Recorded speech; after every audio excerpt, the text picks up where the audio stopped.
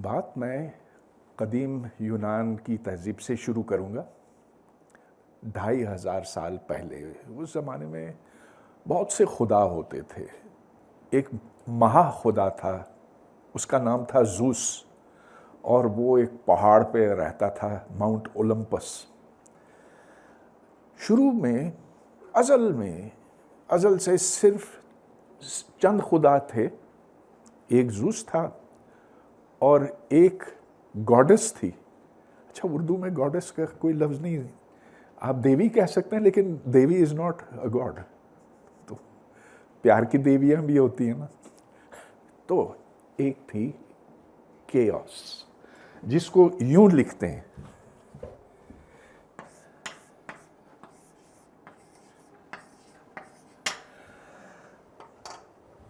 Zeus दुनिया में तरतीब देता है, वो एक नज़्म व नस्क पैदा करता है, और केओस बेतरतीबी, इंतशार, बदनज़मी, गैर यकीनियत की ज़िम्मेदार थी।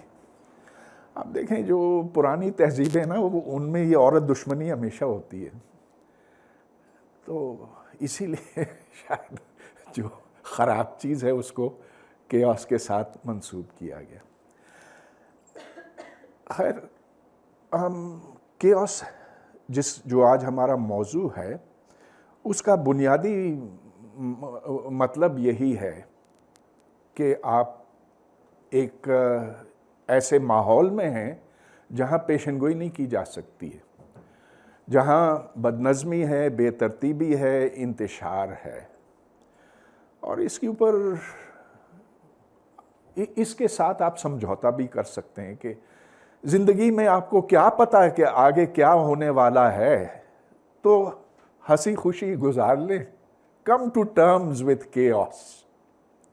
ये एक फ़लसफ़ा है ज़िंदगी का कि आज हम जानते हैं कि ये है, कल क्या होगा हू नोज़, तो आप उसकी तैयारी कर ही नहीं सकते।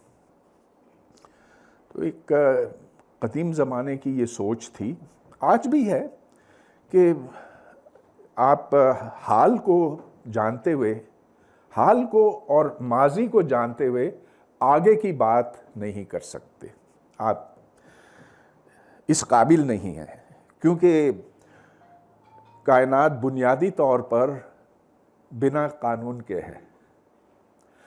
अच्छा, फिर इसमें, इस सोच में एक बड़ा फ़र्क आया तकरीबन 400 साल पहले, और ये न्यूटन का ज़माना था। और न्यूटन ने अपने जो कवानीन लिखे, जो हरकत के कवानीन हैं और साथ जो ग्रेविटी का कानून है, इन दो को जोड़कर जो एक नई तस्वीर हमारे सामने आई दुनिया के बारे में, कायनात के बारे में, वो यकीनियत की थी, वो डिटर्मिनिज़म की थी।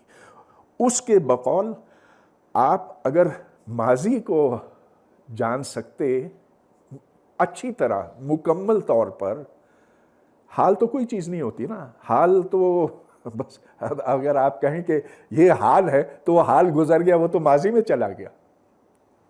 तो अगर आप माजी को जान सकें, अगर तो फिर आप पेशन गोई कर सकते हैं, आप सदियों आगे तक पेशन गोई कर सकते हैं। और इसकी बड़ी कामयाबियां हुई। जो उस ज़माने में फ़लकी अजसाम थे, जिनकी हरकत बिल्कुल समझ से बाहर थी। हाँ, उनमें तवातुर था, उनमें रेगुलरिटी तो थी, मगर क्या पता कि क्या होगा, ये नहीं पता ना। अचानक सूरज ग्रहण हो जाता, अचानक चांद ग्रहण हो जाता, फिर ये दुमदार सितारे कहाँ से आए, और आए, उनकी तेज़ रोशनी थी, पूरा आसमान रोशन हो जाता था। लोग खौफ से कांपते थे कि अब क्या होने वाला है, अब कहत आएगा, अब ज़लज़ले आएंगे, अब यहाँ बर्बादी आएगी। तो न्यूटन ने इस कायनात के विजन को पाश कर दिया कि हाँ, अब हम पेशन गोई कर सकते हैं, हम जान सकते हैं कि आने वाले वक्तों में कौन सा फलकी अजसाम कहाँ पर होगा। और इसकी बड़ी एक बेहतरीन मिसाल है हैलीज कॉमेट की। तो ये एक दुमदार सितारा था जो बड़ा खौफ पैदा करता था लोगों के अंदर। हैली न्यूटन का हमअसर था और वो एक एस्ट्रोनॉमर था, माहिर फलकियात था। वो दूरबीन लेकर ऐसे बैठा होता था रात भर, और ये इस ख़ास कॉमेट को उसने बड़ी देर तक ट्रैक किया। फिर ये गया न्यूटन के पास और उसने कहा कि ये दुमदार सितारा है, कॉमेट है, क्या आपने जो अभी अब नई मैथमेटिक्स डेवलप की है, क्या उसकी मदद से कुछ हम इसके बारे में मज़ीद जान सकते हैं? तो न्यूटन ने बैठकर कैलकुलेशंस की और कहा कि ये 76 साल बाद फिर आएगा और फिर आएगा और फिर आएगा। और ये माजी में आता रहा है हर 76 साल के बाद। हैली मर गया, न्यूटन मर गया, और 76 साल के बाद यही आता रहा है, आता रहा है, आता रहा है। तवातुर है इसमें। गोया कि जो कायनात की तस्वीर न्यूटन ने बनाई, जो तसव्वुर उसने हमें दिया, उसमें एक रेगुलरिटी आ गई, उसमें हम पेशेंगोई करने की उम्मीद कर सकते थे। और कहाँ तक? हमेशा तक के लिए। अच्छा, तो ये सोच बहुत यानी इससे एक डिटर्मिनिज्म न सिर्फ फलकी अजसाम में के बारे में पैदा होती, लेकिन चूंकि आप और मैं पार्टिकल्स के बने हुए हैं ना, एटम्स के बने हुए हैं, एटम्स के बीच में फोर्स होती है, क़ुव्वत होती है। अगर हम वो फोर्स जान सकें, जिस तरह देखें, जो फोर्स, जो क़ुव्वत ज़मीन और चांद को जोड़े रखती है, वो ग्रेविटी है। चलो ग्रेविटी की जगह कोई दूसरी फोर्स लगा लो, लेकिन फोर्स तो फोर्स है। और फिर न्यूटन का कानून ये कहता है कि अगर फोर्स आपको मालूम हो, आपको इक्वेशंस मालूम हो, और अगर आप उनको सॉल्व कर सकें, अगर और वो उस सूरत में आप कर सकते हैं अगर माजी में उन वेरिएबल्स की कीमतें आपको पता हो। तो अगर आपको माजी मालूम हो तो मुस्तकबिल की आप पेशेंगोई कर सकते हैं, जिसका मतलब ये कि हम में कोई फ्री विल नहीं है।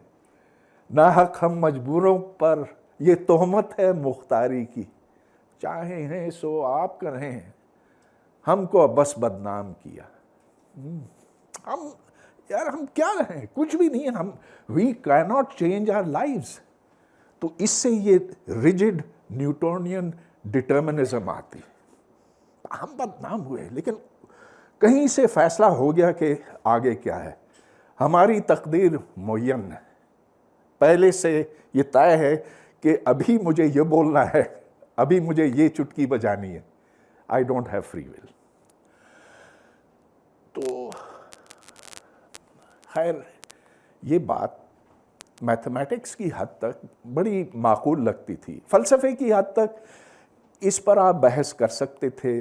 फिर आप इस पर भी बहस कर सकते थे कि अब चूँकि हमें पता है कि न्यूटन का कानून नाकाफ़ी है, कि इसमें इजाफ़ा हुआ है, कि इसके बाद क्वांटम मैकेनिक्स आई। क्वांटम मैकेनिक्स में गैर यकीनियत है, लेकिन क्वांटम मैकेनिक्स तो छोटी चीज़ों के बारे में, वो तो एटम मॉलिक्यूल के बारे में, बड़ी चीज़ों के बारे में बात करें। हम जो मैक्रोस्कोपिक हैं, बड़े हैं, एटम मॉलिक्यूल नहीं है। थोड़ा आगे आ जाओ, इनको थोड़ा सा आगे कर। हाँ, अच्छा, तो कम से कम जो मैथमेटिशियंस उस वक्त तक जानते थे, तो ये बात ठीक ही लगती थी कि हाँ, इक्वेशंस हैं आपके पास, इनको डिफरेंशियल इक्वेशंस कहते हैं, और अगर इनकी इनिशियल वैल्यूज़ आपको मालूम हों, माजी अगर मालूम हो, तो फिर आगे की बात आप बता सकते हैं। फिर सन 1950 के लगभग एक बड़ा ब्रेक थ्रू हुआ। एक ऐसा इंकशाफ हुआ कि उसके बाद ये यकीनियत का तसव्वुर लरज़ गया। तो मैं आपको थोड़ा सा ये बताता हूँ कि किस तरह से ही हुआ, और ये MIT में हुआ। एक वहाँ रिसर्चर था, उसका नाम था एडवर्ड लॉरेंस। अच्छा, लॉरेंस मैथमेटिशियन थोड़ा बहुत था, लेकिन उसने पता नहीं थोड़ा बहुत था, बहरहाल उसका काम था मीटेरोलॉजी। जो मौसम की पेशनगोई होती है ना कि कल बारिश होगी, परसों बर्फ़ पड़ेगी, या गर्मी इतनी होगी वगैरह, ये सारे फिज़िक्स के कानून इक्वेशंस में बंद होते हैं, और ख़ुसूसन 3 इक्वेशंस हैं जो फिज़िक्स के लॉज से मंसूब हैं, उनसे डिराइव किए गए। अब उस ज़माने में कंप्यूटर्स बहुत बड़े बड़े थे। जो जिस कंप्यूटर पे लॉरेंस ने काम किया वो पुराना IBM 1170 था, या फिर बाद में IBM 360 था। बहुत बड़े बड़े कंप्यूटर थे, लेकिन उनके अंदर आपको डेटा फीड करना था पंच कार्ड से। तो मैंने भी जब PhD की ना, तो मैं अपना जो डेटा है वो पंच कार्ड्स के ज़रिए से कंप्यूटर में पहुंचाता था। फिर कंप्यूटर जो है वो उधर एक पंच कार्ड रीडर था, वो खट खट खट करके पढ़ता था, फिर कंप्यूटर उसके ऊपर सोचता था, फिर जवाब देता था। और जवाब जब देता था तो वो इतने चौड़े कागज़ पर देता, तो वो फिर जमा करके फिर मैं अपने दफ्तर ले जाता। तो लॉरेंस ने भी यही किया होगा। अच्छा, लॉरेंस ने 3 इक्वेशंस थी उसके पास, डिफरेंशियल इक्वेशन। ना पूछे मुझसे कि डिफरेंशियल इक्वेशन क्या है, लेकिन है कोई चीज़। 3 इक्वेशन थी, वो उसने प्रोग्राम किया हुआ था कंप्यूटर में, और उससे कुछ जवाब निकला, लेकिन वो उससे मुतमईन नहीं था। उसने कहा कि मैं यही जो मुझे रिज़ल्ट मिला है,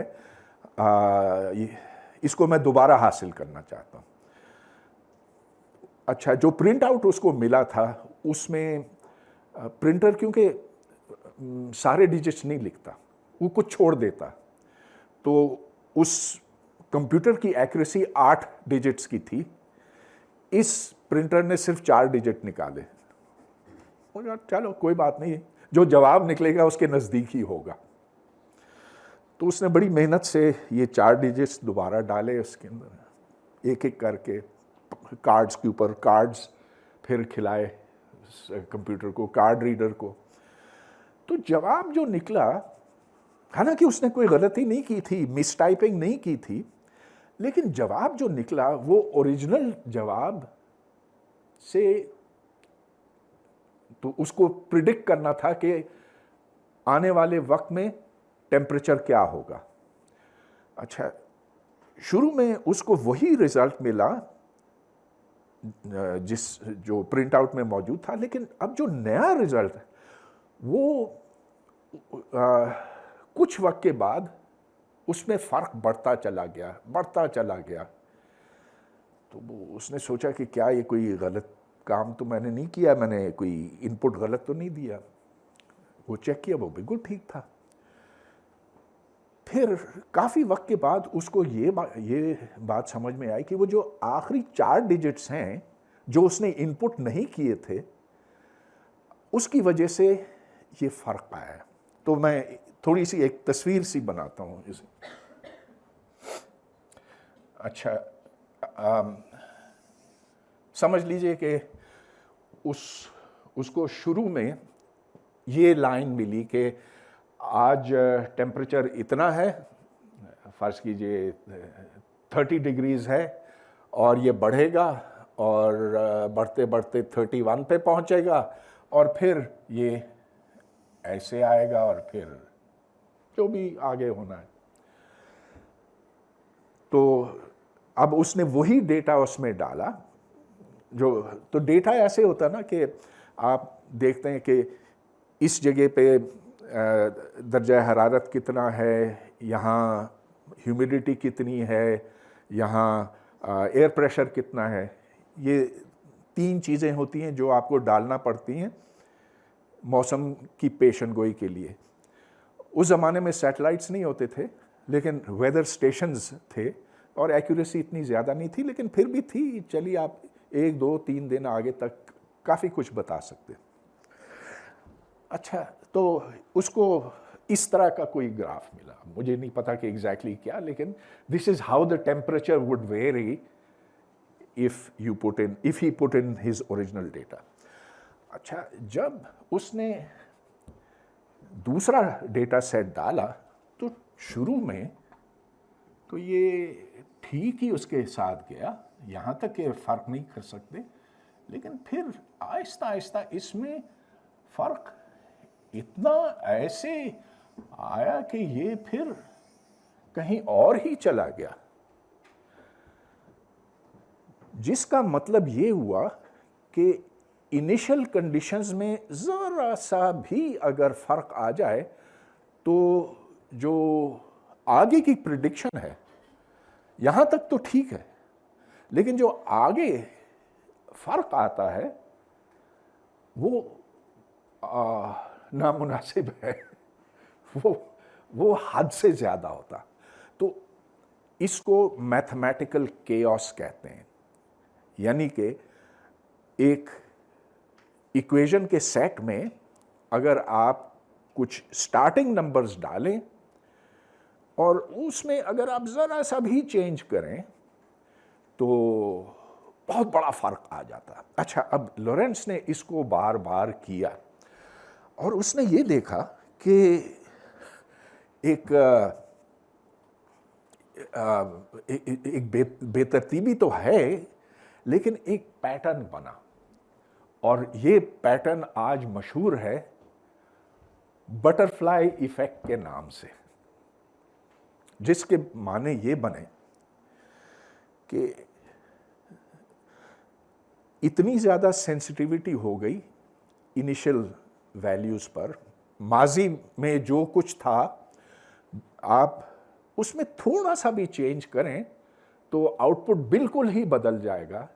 यहाँ तक कि अगर एक तितली बटरफ्लाई यूँ अपने पर फड़फड़ाए तो वो चाइना में हो बेशक, लेकिन उसकी वजह से यहाँ तूफान आ जाएगा।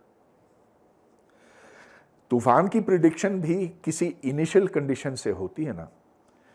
और अब ये जो लॉरेंस की डिस्कवरी थी वो ये कि मामूली फ़र्क अगर आए तो फिर पेशन गोई आप कर ही नहीं सकते, या अगर कर सकते हैं तो वो बहुत महदूद हद तक कर सकते हैं। अच्छा, यानी कि इधर तक तो ठीक है, चलो इधर भी फ़र्क है, लेकिन आगे क्या होता है, इट इज़ टोटली डिफरेंस। अब मैं आपको so the weather is a chaotic system. अगर वो जो बटरफ्लाई इफेक्ट, जिसके बारे में मैं आपको आगे चल के थोड़ा सा और बताऊंगा, वो एक मिसाल बनी of A chaotic dynamical system, लेकिन और बहुत सी मिसालें हैं और एक आपके सामने ये है। तो ये देखें कि बच्चे इससे पहले खेल रहे थे, तो you know what it is. हाँ, तो क्या बताया था कि ये क्या है?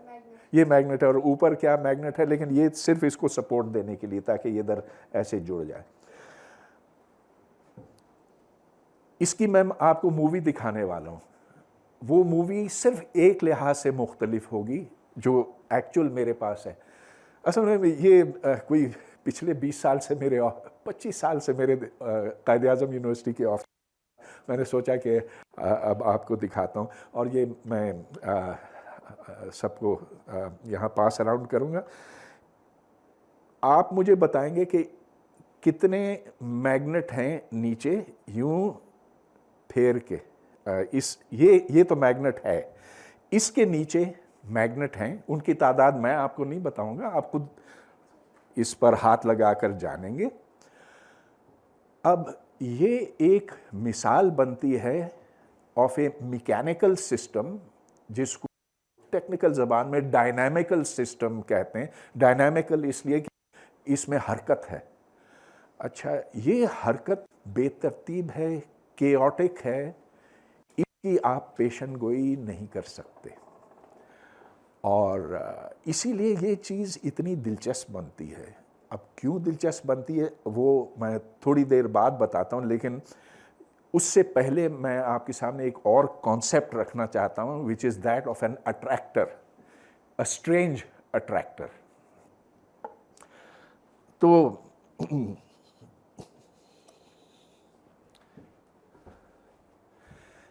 एक आम पेंडुलम लें,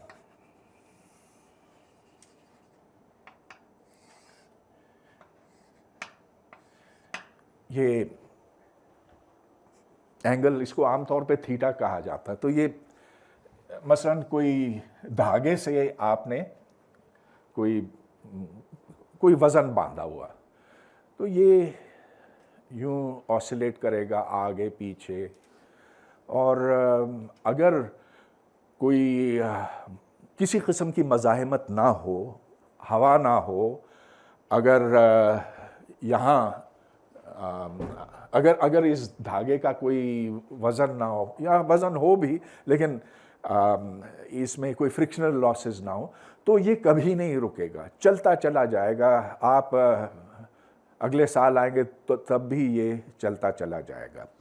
गोया कि अगर हम एक ग्राफ सा बनाएं, तो जैसे जैसे वक्त गुजरता है ये एंगल थीटा बढ़ता है, फिर घटता है, फिर बढ़ता है, फिर घटता है, ऐसे। अच्छा, जब ये डैम्प हो जाएगा, चलिए इसकी मुझे ज़रूरत नहीं, ओके, लेट मी जस्ट। अच्छा, तो ये आगे पीछे होता चला जाएगा, होता चला जाएगा। लेकिन अगर इसमें अब किसी वजह से कोई रगड़ आ जाए, कोई हवा की मज़ाहमत आ जाए, तो आप देखेंगे कि ये इस तरह आगे पीछे होते होते होते बिल आखिर इधर ठहर जाएगा। कुछ देर के बाद, 2 मिनट के बाद वो ठहर जाएगा। So that is what is called a that is what is called a strange attractor। इस केस में स्ट्रेंज अट्रैक्टर की कोई ख़ास अहमियत नहीं, लेकिन यहाँ पर 2 स्ट्रेंज अट्रैक्टर्स हैं। यहाँ पर आप मुझे बताएंगे कि कितने स्ट्रेंज अट्रैक्टर्स हैं, लेकिन उससे पहले मैं आपको एक मूवी दिखाना चाहूँगा।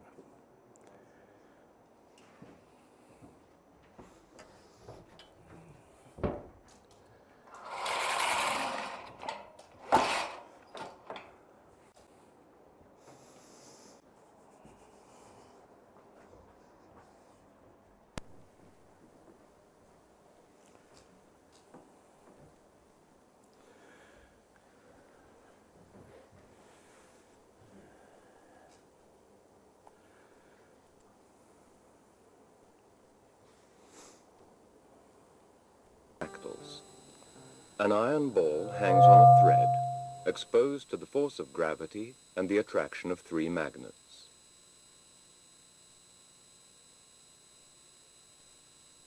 If this pendulum is brought to any starting position and then released, it will ultimately come to a stop over one of the magnets.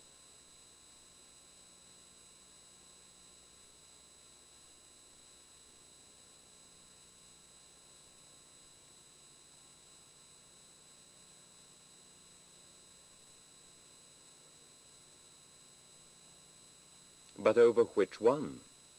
That depends solely on the starting position. Each magnet will attract any ball that is released in its immediate neighborhood, but each will also attract some balls whose starting position is farther away. The situation is complex and extremely difficult to grasp within the framework of the experiment.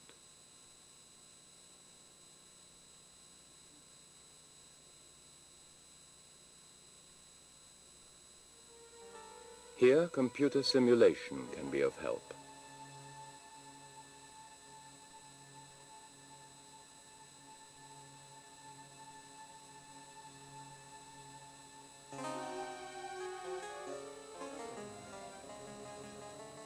We mark the ball's starting point with the color of the magnet over which it comes to rest.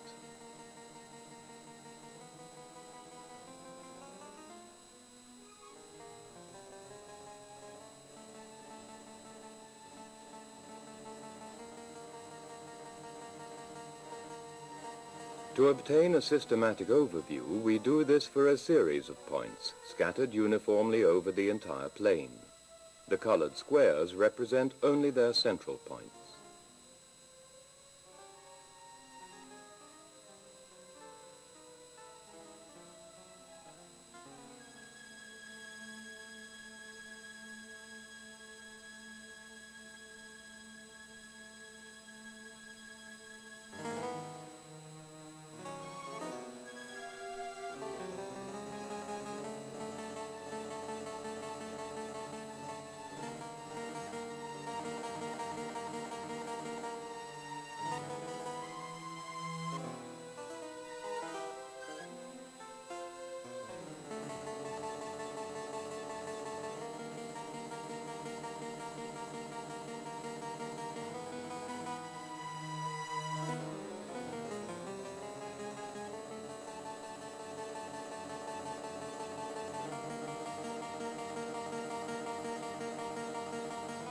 It is possible to refine this structure by using a denser grid of sampling points.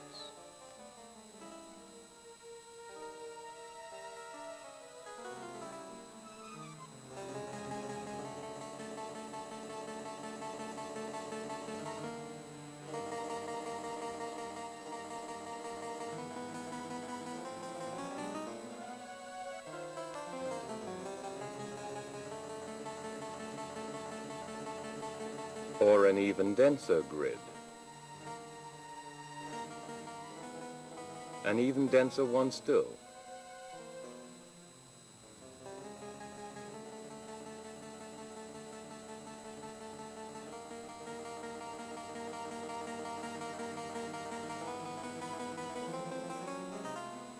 The colors are stirred together into a highly complex structure.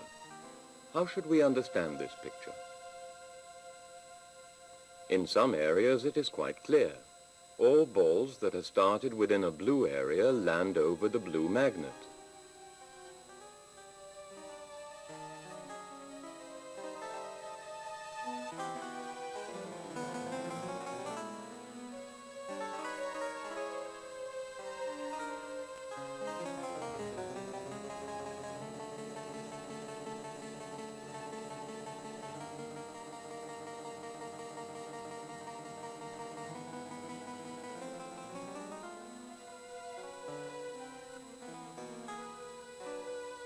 From here, the ball lands on the red magnet.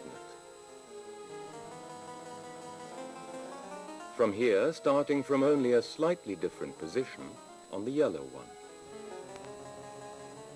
And from a position in between, on the blue one. The magnets seem to compete for the balls down to the smallest detail. Any prognosis as to the behavior of the balls in this area is nearly hopeless. This is chaos, pure and unadulterated.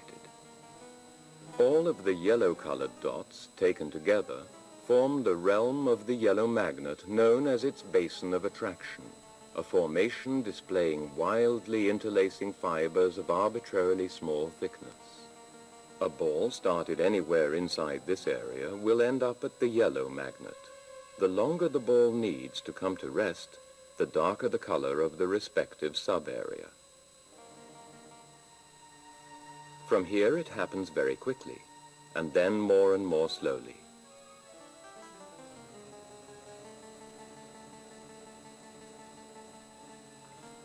The shape of the areas of attraction can change considerably if the experimental conditions are modified. For instance, the length of the thread, or the strength of the magnetic or gravitational force, quantities which mathematicians call parameters.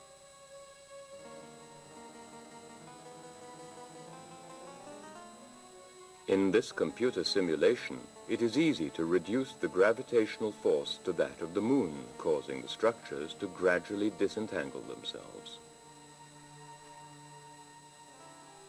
And to raise it back to that of Earth. In any case, we observe a peculiar phenomenon. Wherever any two colors meet, there seems to be a narrow strip of the third interposed between them. As far as we can verify, this property continues on down into the tiniest ramifications. Can we trust this perception?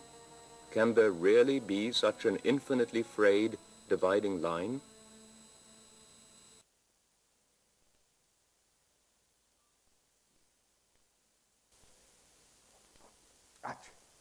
Okay, good. How many magnets? Starting from here, then there, इस तरह से. चलिए ये तो होता रहेगा.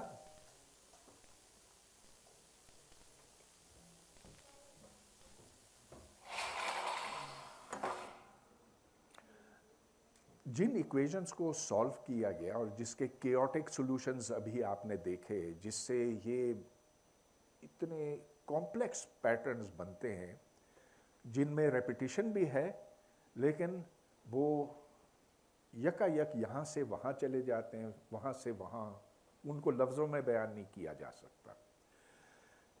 ये बहुत कॉम्प्लिकेटेड है, लेकिन अब मैं आपके सामने एक बहुत ही सिंपल मैथमेटिकल सिस्टम रखता हूँ जो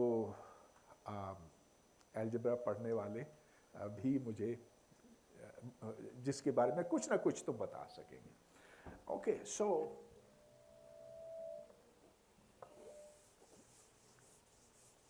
एक छोटी सी इक्वेशन लीजिए.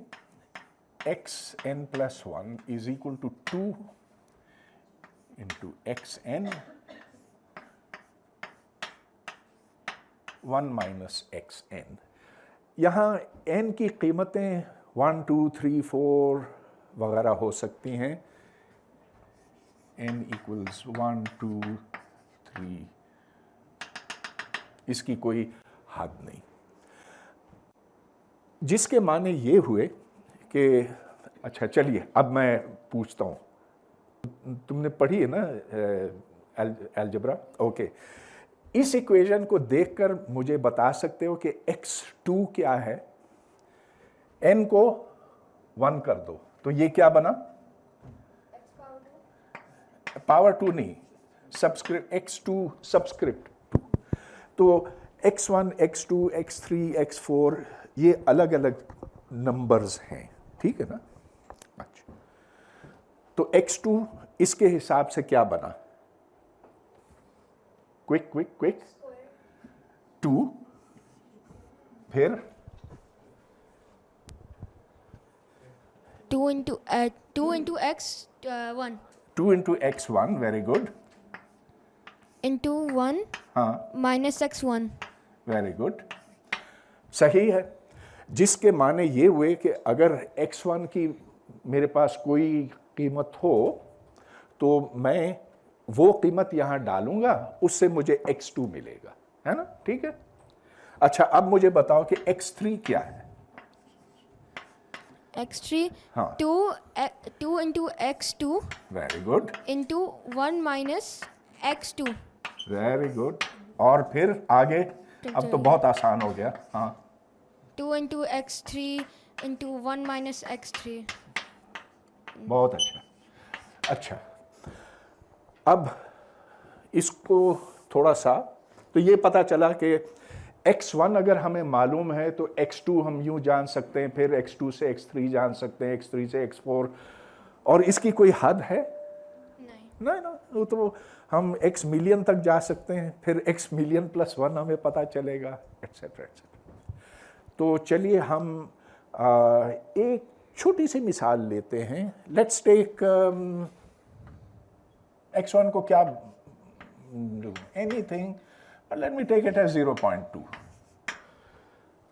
मैं 5.4 भी ले सकता था, लेकिन मैं 0.2 लेता हूँ, ठीक.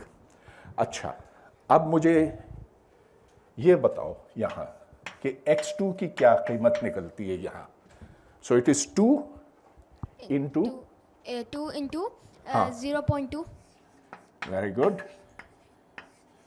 into into 1 into हाँ 1 into 1 minus 0.2 very good so how much is that 0.8 नहीं 2 into 0.2 is how much 0.4 0.4 very 0.4 good into 0.8 अच्छा यहाँ क्या बना 1 minus 0.2 0.8 0.8 तो इधर मुझे मल्टीप्लाइड बाय 0.8 मिला और ये कितना है 0.32 वेरी गुड 0.32 ठीक यानी कि x2 मुझे मालूम हो गया x1 0.2 था ये उससे थोड़ा ज्यादा है 0.32 है ठीक आगे चलते हैं x3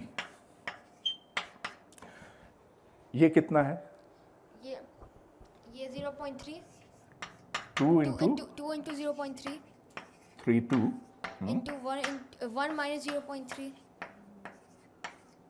right and so this is this is 0.64 excellent भाई तुम तो मैथमेटिशियन बनोगे into 0.68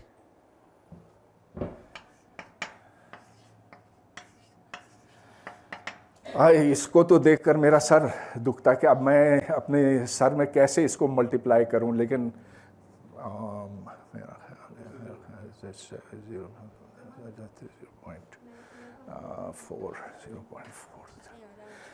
मेरा अंदाज मेरे पास कैलकुलेटर नहीं देखिए इतना तेज़ मेरा दिमाग नहीं काम करता लेकिन ये मैं कह सकता हूँ कि दिस इज़ 0.4 और 5 के दरमियान है 0.4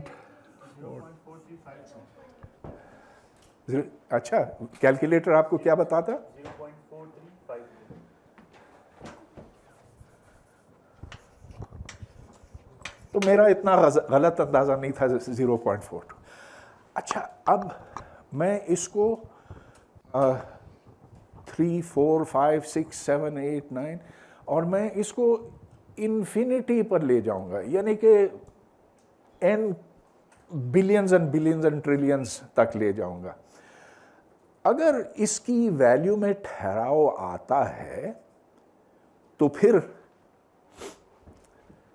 xn+1 और xn में फर्क नहीं होना चाहिए अगर इसकी वैल्यू में ठहराव आता है मान लिया मफरूजा है असम्पशन है कि इसके the values will stop changing ऐसी सूरत में जो फाइनल x है x final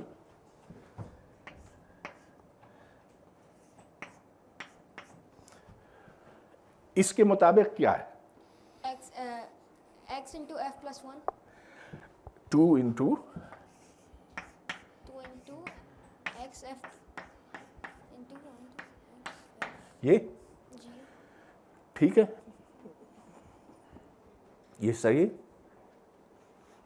xf is equal to 2xf into 1 minus xf अब आसान हो गया ना कि हमने यहाँ xf को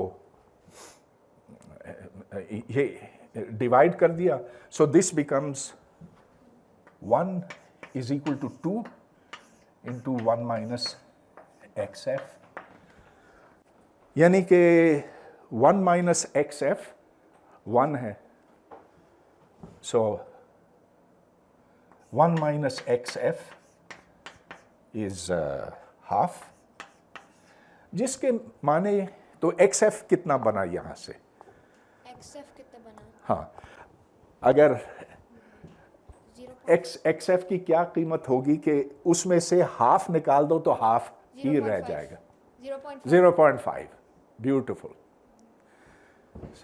so this is our final result that xf is 0.5 अच्छा तो देखें ये 0.2 से शुरू हुआ 0.3 next step is 0.32 Next step is this, and then after millions and millions of steps, it reaches here. ठीक हो गया? अच्छा, this is only if there is a final value, only if there is a final value. तो इसको एक शक्ल देता हूं मैं ऐसे। तो इस तरफ इधर x की वैल्यूज हैं और इधर n इक्वल्स 1 है, n इक्वल्स 2, n इक्वल्स 3, और इधर चलते चलते चलते आखिर बहुत बड़ी वैल्यूज होंगी। तो शुरू कहाँ से किया? 0.2 से किया। नेक्स्ट स्टेप वाज 0.32, जो कि इससे बड़ा है। Next step would be a little bit bigger, and finally it would be this. तो अगर एक इस तरह से ये खींचा जाए तो we would arrive over here. So this is normal, very nice, civilized, decent behavior. आप थोड़ा सा n को बढ़ाते जाते हैं तो ये थोड़ा सा ऊपर जाता जाता है। So this equation has got no chaos in it. अगर मैं इसको 2.9999 कर दूं ना तो भी ये ठीक है, लेकिन जब मैं इस नंबर को छेड़ूंगा, मजीद इसको 3 बनाऊंगा या 3 से ज़्यादा इसकी कीमत होगी, तब इस इक्वेशन की प्रिडिक्शंस बिल्कुल ही और हो जाएंगी। फिर it will go totally wild, then it will become like this.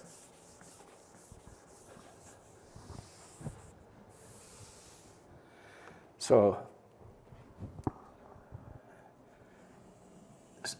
फर्ज कीजिए कि मैंने इसको 4 कर दिया, 3 की बजाय 4 कर दिया, और 0.2 ही से शुरू किया, कोई हल नहीं।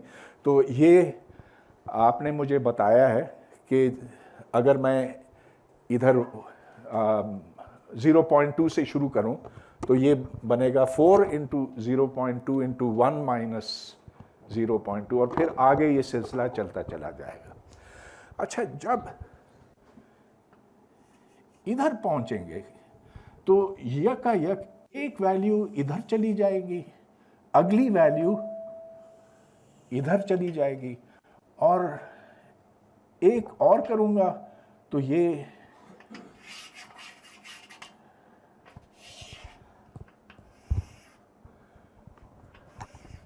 इस तरह के केओटिक रीजन्स आ जाएंगे। यानी कि मैं n की एक वैल्यू बढ़ाता हूं तो ये उधर चला जाता, दूसरी वैल्यू एक वैल्यू और बढ़ाता हूं तो नीचे चला आता, और ये वो केओस है जो आप देख रहे हैं।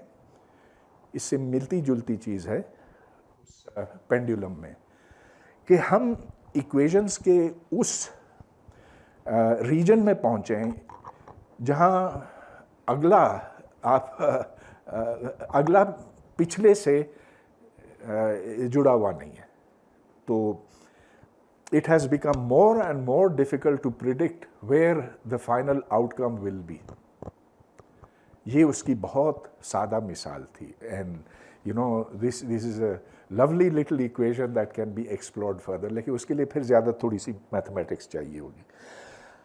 तो इस सब कुछ से हमने एक बात सीखी कि हालांकि इस चीज़ से ज़्यादा सादा क्या हो सकता, क्या चीज़ इससे ज़्यादा सादा हो सकती। जो लॉरेंट्ज के 3 इक्वेशंस थे, जो मैंने लिखे नहीं, क्योंकि देखें ना डिफरेंशियल इक्वेशंस के बारे में तो तुम लोग बाद में ही सीखोगे ना, वो बहुत मज़े की ब्यूटीफुल चीज़ है। लेकिन ये बटरफ्लाई उधर से आया, और ये हमें बताता है कि जितने भी सैटेलाइट्स आप आसमान में खड़ा कर दें और जितनी भी ज़्यादा प्रिसिशन से आप टेम्परेचर नापें इधर उधर, ह्यूमिडिटी, प्रेशर, आप मौसम की पेशन गोई नहीं कर सकते एक हद के बाद। हफ्ता ठीक है, 8वां दिन थोड़ा सा शेकी है, 9वां 10वां उसमें अब प्रिडिक्टेबिलिटी खत्म हो गई। So these are the limits of predictability. ये सिर्फ मौसम के बारे में नहीं है, ये बहुत से सिस्टम्स के बारे में। और जो फलक की अजसाम की मैंने बात की थी ना, कि न्यूटन ने तो ये हमें बावर करा दिया था कि बस जान लो कि कौन सा सैयारा कहाँ पर है, किस वक्त है और किस तेज़ी से मूव कर रहा है, तो ये उसका पास्ट डेट है। तो आइंदा हर आने वाले वक्त के लिए मैं बता सकूंगा कि वो कहाँ होगा। फिर तो चांद की भी आप पेशन गोई कर सकते, वो तो ईद के लिए बहुत ज़रूरी है ना। अब मसला ये है कि आप कर तो लेते हैं, लेकिन आप सिर्फ 10 मिलियन साल के लिए कर सकेंगे। 10 मिलियन साल तक आप ये बता सकते हैं, जो मौजूदा हमारे पास कंप्यूटर्स हैं उनकी मदद से आप जान सकते हैं कि अगले 10 मिलियन साल तक चांद ठीक किस जगह पर होगा, टू विद इन 1 इंच। और 1 इंच तो आजकल बहुत बड़ा फासला है। We know the position of the mirrors on the moon to the wavelength of light. ये पता है कैसे? तो ये जो 1973 में अपोलो मिशन गया था चांद पे, तो उधर उन्होंने मिरर्स छोड़े थे। अच्छा, उन मिरर से हम लाइट बाउंस करते हैं। अच्छा, अगर चांद पे ज़लज़ला आए, चांद पे ज़लज़ला आता है ना, क्यों आता? क्योंकि जैसे ज़मीन में ज़लज़ले आते, वो मिट्टी सेटल होती है, अंदर चांद अब भी गर्म है, तो जब ज़लज़ला आता है तो वो मिरर्स ऐसे वाइब्रेट करते हैं, तो हम जान सकते हैं कि वो वाइब्रेशन कितनी है। और इसमें हमें सिर्फ वो इक्वेशन सॉल्व करनी है जो न्यूटन ने लिखे थे 400 साल पहले।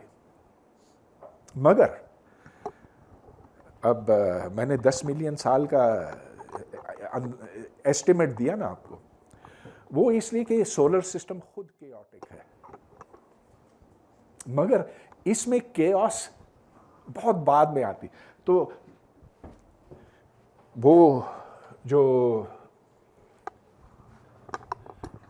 एक कर्व यूं जाती है, दूसरी कर्व इसके साथ जुड़ी हुई होती है, बाद में जाके इसमें फ़र्क आता है। अब ये जो फासला है, इसको आप अगर मैथमेटिक्स की ज़बान में, चलिए ये आउट ऑफ कोर्स है तुम्हारे लिए डेल्टा अगर कहो इसको, तो दिस डेल्टा, ये इधर जो मैथमेटिशियंस हैं उनके लिए है। दिस इज, चलिए इसके आगे एप्सिलॉन भी लगा लेता हूँ। एप्सिलॉन जितना भी छोटा हो, जितना भी छोटा हो, अगर लैम्डा एक पॉजिटिव नंबर है तो फिर टी की एक ऐसी कीमत होगी जिससे अगर वो तजावुज़ कर जाए तो फिर ये लैम्डा, तो ये डेल्टा बढ़ता चला जाएगा, यानी कि आपकी एक्यूरेसी का बेड़ा गर्क हो गया। सोलर सिस्टम के लिए, जो हमारे वेदर सिस्टम्स हैं, उसके लिए 6, 7, 8 दिन, बस उससे ज़्यादा आप पेशेंट गोई नहीं कर सकते। जो सोलर सिस्टम है उसके लिए 10 मिलियन ईयर्स। तो ये एक और दूसरे सिस्टम में बड़ा फ़र्क आता है कि कहाँ तक आप पेशेंट गोई कर सकते हैं, जिसके बाद फिर केओस टेक ओवर कर लेता। अच्छा, अब इतनी सारी बातें हैं बताने की, लेकिन एक आखिरी बात मुझे बताए बगैर कुछ तिश्नगी महसूस होगी, और वो है फ्रैक्टल्स की। तो फ्रैक्टल्स एक 1980s की ईजाद है मैथमेटिशियंस की, और ये एक नहायत ही दिलचस्प चीज़ है, क्योंकि इसमें वो चीज़ें हैं जिनका हम कभी तसव्वुर नहीं कर सकते। मिसाल के तौर पर ये लाइन लीजिए, यहाँ से यहाँ तक, इधर छोटा सा इसकी भी ज़रूरत, मैं कोई सा एक लाइन ऐसी खींचता हूँ, यहाँ से यहाँ तक, इसकी लाइन, इसकी लंबाई चलिए 1 सेंटीमीटर है। अच्छा, अब इस 1 सेंटीमीटर के अंदर रहते हुए इसमें मैं अब पैटर्न्स बनाना शुरू करता हूँ।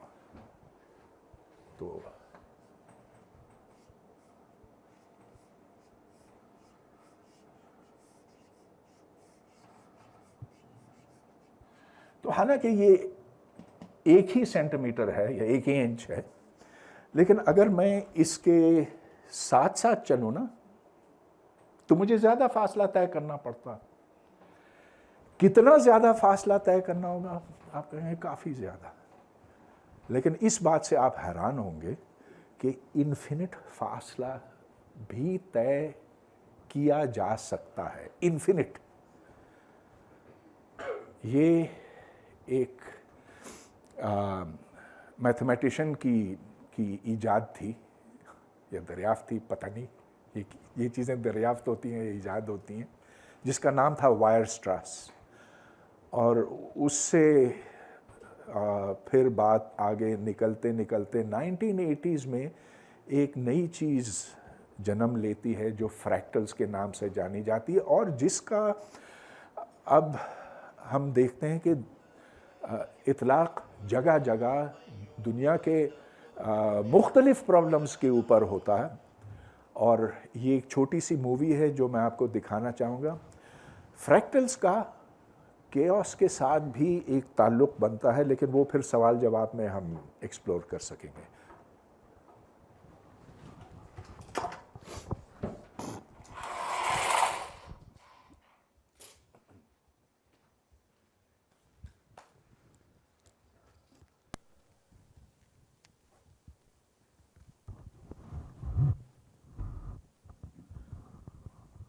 Suppose that we start with a filled-in triangle, maybe something like this, and imagine it, actually let's imagine white being filled in here just for simplicity. Now suppose we connect the midpoints of each of these, of each side, and then we remove that middle triangle. So I'm going to do that to say that's removed. Now we repeat the process. On each remaining triangle, we connect the midpoints, and we remove the middle triangle.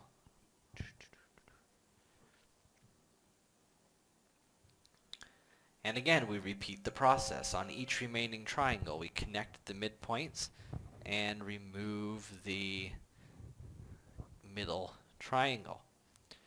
Now you can imagine this is a process that we could continue for as many times as we wanted to.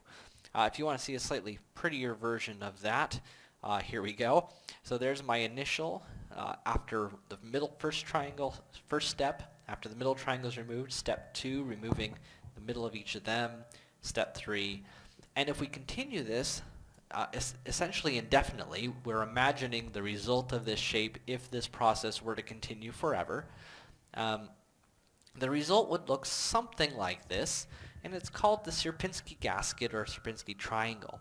And it exhibits this self-similar behavior. The idea being that if we look at just a portion of the whole, that piece, if we were to zoom in, looks identical to the whole.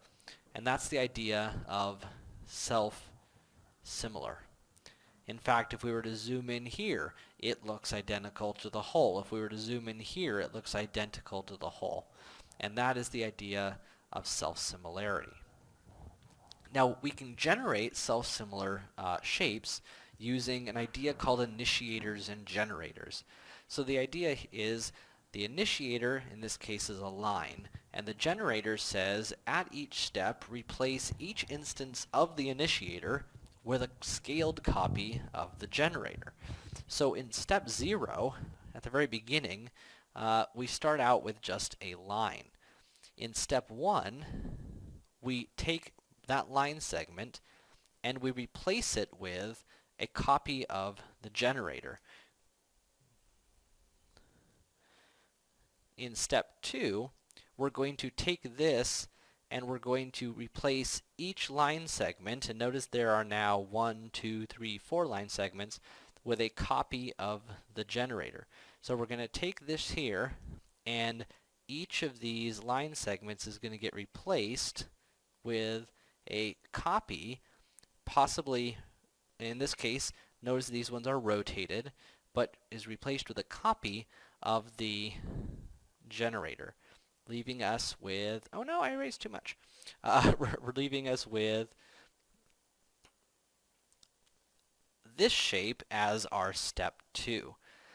In step 3, we repeat that again. In this case, again, replacing each of these little line segments with a scaled copy of the generator. So now we'll have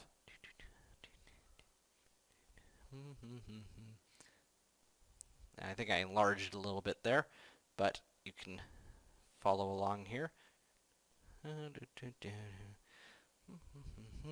And there's half of it, and then we come down the other side. Notice each line segment here got replaced with a copy of that generator. And it looks something like that. And if we were to continue this process over and over again, we get this shape called the Koch curve. And if you put 3 of them together, you get a really nice little picture called the Koch snowflake. And this is an example of an iterated fractal that is, again, self-similar, because this portion looks identical to the whole. So if we were to zoom in, this piece would look identical to the whole.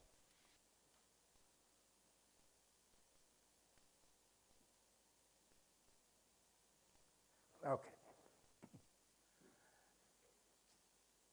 तो fractals और chaos का इस हद तक ताल्लुक़ है कि जो थोड़ा सा जो फ़र्क आता है इनिशियल कंडीशन में, उससे एक बिल्कुल ही और चीज़ बन जाती है। लेकिन फ्रैक्टल्स की अपनी एक बड़ी अहमियत है। ये क्योंकि एक ही पैटर्न है जो रिपीट होता चला जाता है, तो ये जब मैंने आपसे कहा कि ये 1 सेंटीमीटर का है, तो this is the famous coast line problem. तो अगर आप समंदर के साथ साथ चलें, अगर आप साहिल पे चलें तो फासला इतना ही आप तय करेंगे, लेकिन उस कोस्ट लाइन में कितना ऊंच नीच है, उसमें कितनी डिटेल है, जितना फासला आपको चलना पड़ेगा उसकी कोई हद नहीं, वो लामहदूद है, लामहदूद हो सकता है। And this will be all because of self replicating identical patterns. और ये फ्रैक्टल्स का कमाल है। और फ्रैक्टल्स की बहुत खूबसूरत तस्वीरें हैं जो मुझे दिखानी चाहिए थी, लेकिन मैं डाउनलोड वक्त पे नहीं कर सका। इसका इतलाक़ हमारे जिस्म पर भी होता है। हमारे जो खलिए हैं अंदर, वो रेप्लिकेट होते हैं और इस अंदाज़ में होते हैं कि जो मुख्तलिफ़ हमारे जिस्म के अज़ा हैं, जिगर है, दिल है, गुर्दा है, पित्ता है वगैरह, ये सब फ्रैक्टल्स हैं फ्रॉम सम इनिशियल पैटर्न। वो पैटर्न रिपीट होता जाता है, लेकिन उसकी शक्ल और सूरत बदलती है। ये ऑर्गन ये काम करता, वो ऑर्गन वो काम करता। आखिर में, और मैं बात इधर ख़त्म करने वाला हूँ, इसके बाद फिर सवाल जवाब। इस सब कुछ से हमने क्या सीखा?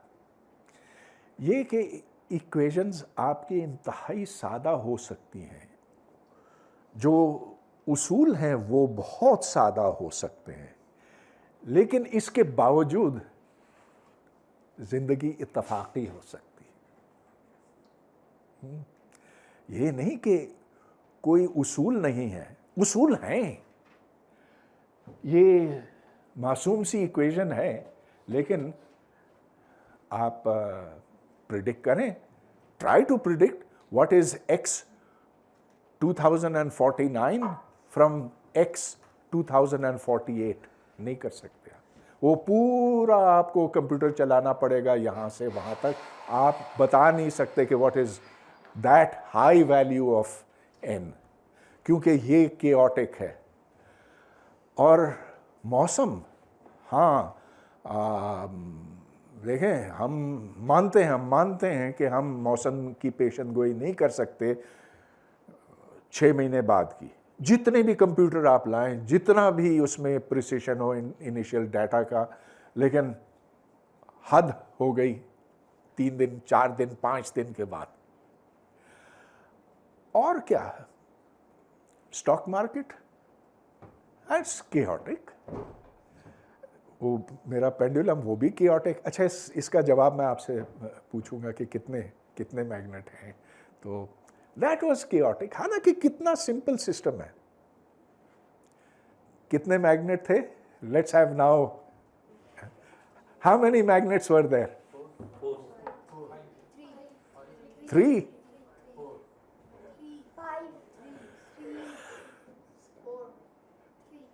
I think I can see 5. 5 है। हाँ। So there are 5 magnets. वो मूवी में आपने 3 मैग्नेट्स देखे थे, एग्जैक्टली द सेम प्रिंसिपल। अच्छा, एक फ़र्क, उस मूवी में कुछ वक्त के बाद वो आके रुक जाता ना एक मैग्नेट के ऊपर। इधर तो ये चलता रहता है, ये रुकेगा नहीं, ये जब तक इसकी बैटरी नहीं ख़त्म होती। बैटरी इसलिए लगाई गई है कि वो जो थोड़ी सी एनर्जी लॉस होती है उसको मेकअप करता है, लेकिन बैटरी के बगैर भी अगर मैं बैटरी इससे निकाल भी दूं तो भी केओटिक मोशन है। अब इसमें कोई प्रिडिक्शन मुमकिन नहीं। इसके जो उसूल हैं, जो इक्वेशंस हैं, बहुत सादा हैं, लेकिन उनके सॉल्यूशन की एक हद है। एक हद के बाद हम ये प्रिडिक्ट नहीं कर सकते कि ये पेंडुलम कहाँ होगा। हाँ, अगर बहुत ज़ोर ज़बरदस्ती आप करें तो शायद पहले 2 सेकंड के लिए आप कर सकें, लेकिन या 1 सेकंड, आई डोंट नो, उसके बाद फिर ये काबू से बाहर हो जाता। And this is I think deeply philosophical also. कल जब हम इसी हॉल में डार्विनियन एवोल्यूशन की बात कर रहे थे, तो यहाँ ये सवाल उठा था कि क्या आप मुस्तकबिल के बारे में ये बता सकते हैं कि किस किस्म के जानदार जन्म लेंगे? और उसका जवाब ये है कि नो चांस। उसूल बेशक आपके सादा हों, लेकिन जब आप इक्वेशन सॉल्व नहीं कर सकते तो फिर इसका मतलब ये कि आपकी प्रिडिक्टिव पावर्स महदूद हो जाती हैं। ये नहीं कि ख़त्म हो जाती हैं, ये भी उस एक्सट्रीम पे भी हमें नहीं जाना चाहिए। तो जैसा कि ये बटरफ्लाई इफ़ेक्ट है यहाँ पर, हाँ, वो तितली जो है पंख अपने फड़फड़ाएगी, जिसका मतलब ये कि मौसम कहीं पर उसकी वजह से बदलेगा, लेकिन वो कुछ एक्सट्रीम्स के अंदर बंद है। और अगर आप नए पॉइंट को अपना डेटा बनाएं तो फिर उससे आगे आप प्रिडिक्ट कर सकते हैं। ये कि बहुत आगे तक नहीं कर सकते, कुछ वक्त आगे तक कर सकते हैं। So that is the whole lesson from today. We have predictive power, but not unlimited predictive power. Okay. अब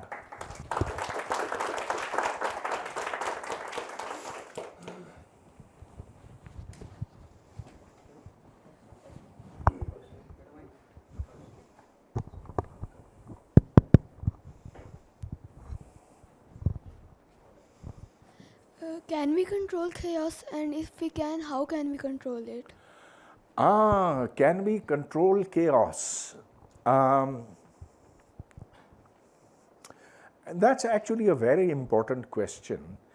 And in certain engineering systems, you can control chaos. Let me give you this example. So, if this over here was 2, then this is a very nice, smooth system. When it becomes 2.999, then you are getting into a very shaky area. When it becomes 3, then you are in chaos.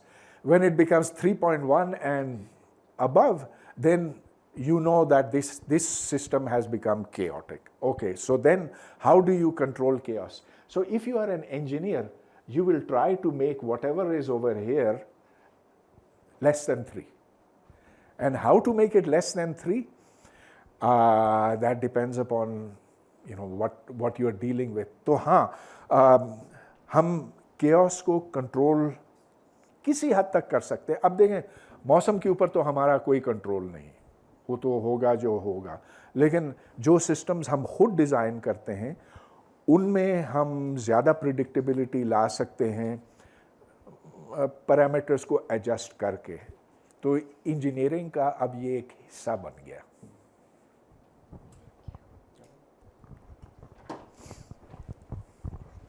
chaos disruption से cause हो सकता है?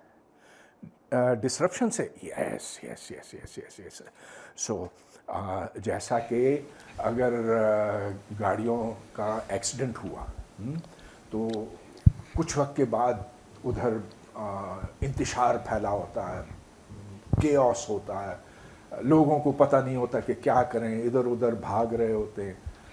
तो हाँ, वो disruption से मतलब ये कि जैसा कि एक्सीडेंट हो या कोई ट्रांसफार्मर फट जाए या इस तरह की चीज़ हो, जल्जला आ जाए. या मगर ये मैथ्स और फिजिक्स में भी हो सकता है डिस्ट्रप्शन की वजह से chaos? मैथ्स और फिजिक्स में क्या? कि अगर डिस्ट्रप्शन ले आए इक्वेशन में फॉर एग्जांपल में, तो chaos कॉज होगा? यानी कि इक्वेशन खुद ही बदल जाए या इक्वेशन में कोई चीज़ बदली जाए थोड़ी, हम डिस्ट्रप्शन कॉज करें थोड़ी बहुत उसमें. हाँ, बिल्कुल हो सकता है कि मिसाल के तौर पर अगर कोई कंपोनेंट आपके इलेक्ट्रॉनिक सिस्टम में ख़राब हो जाए तो वहाँ पर डिसरप्शन हो जाती है. या अगर वो ओवरलोड हो जाए या कुछ ना कुछ हो जाए उधर, या उसको एक हद से ज़्यादा वोल्टेज दी जाए, तो yes, that can happen. Then the equation will change. Yes. Okay. अच्छा सर, अगर हम बहुत बेसिक लेवल पे देखें तो इलेक्ट्रॉन्स, एटम का स्ट्रक्चर, उसमें हमें एक सिस्टमैटिक वे नज़र आता है.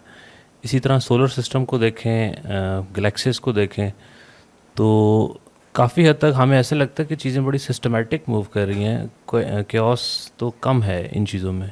तो इसको हम कैसे फिर देखेंगे? हाँ, तो सारे सिस्टम्स केओटिक नहीं होते. मिसाल के तौर पर अगर क्वांटम मैकेनिकली आप एक हाइड्रोजन एटम को एनालाइज करें तो उसमें उसमें कोई केओस नहीं है. केओस आता है जब आप टाइम में प्रिडिक्शन करते हैं या किसी ऐसी क्वांटिटी में जिसकी कोई हद नहीं है, जो अनलिमिटेड है एक डायरेक्शन में. बहुत से सिस्टम्स हैं जिनमें केओस नहीं होता. Big bang is an example of chaos. Well, Big Bang is an example of chaos.